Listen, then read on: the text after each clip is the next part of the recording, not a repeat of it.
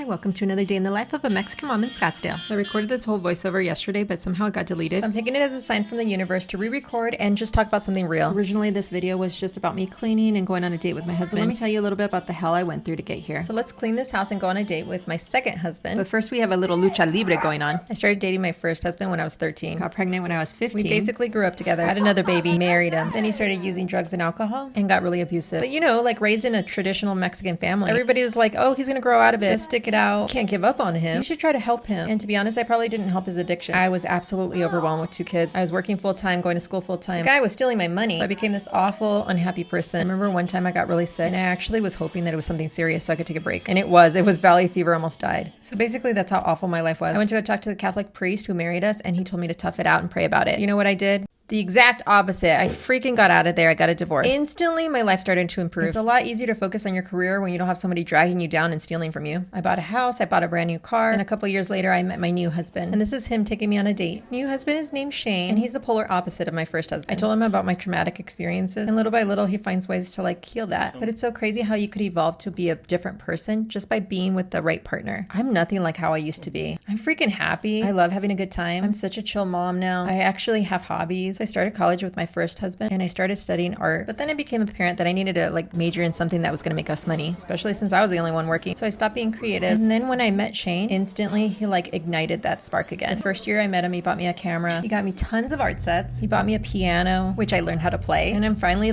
discovering who I really am inside. Now I've made photography my profession, which is freaking crazy to even say out loud. It's such a dream come true. And now I started making these videos and Shane's been constantly supporting this dream. Fun fact, my husband is an incredible storyteller and video maker. I didn't know anything and he's teaching me everything I know. So anyways, the moral of my story today, the best decision I ever made was to get a divorce. I love that our culture doesn't give up easily on marriages, but come on. Some marriages are just not savable and life is way too short to be in the trenches all the time. I'm not gonna lie though, the divorce part does suck. But on the other side, there's peace and stability, even if you don't find another partner. What's that saying? Mejor sola que mal acompañada. And you never know if you're gonna meet your soulmate. I literally never thought a relationship could be like this, where everything's kind of easy and fun and exciting all the time. And at the beginning I thought, oh, it's just because we're new. But we're freaking 12 years in and it's making me tear up a little bit to see all these video clips of him looking at me because I actually feel loved and valued and appreciated. And I just feel so lucky that I made the choice to leave when things weren't right for me. Got this chance to experience real love. Anyways, that's all I had to say for today. Spent the rest of the night looking at the stars. So grateful to be in this world and this life.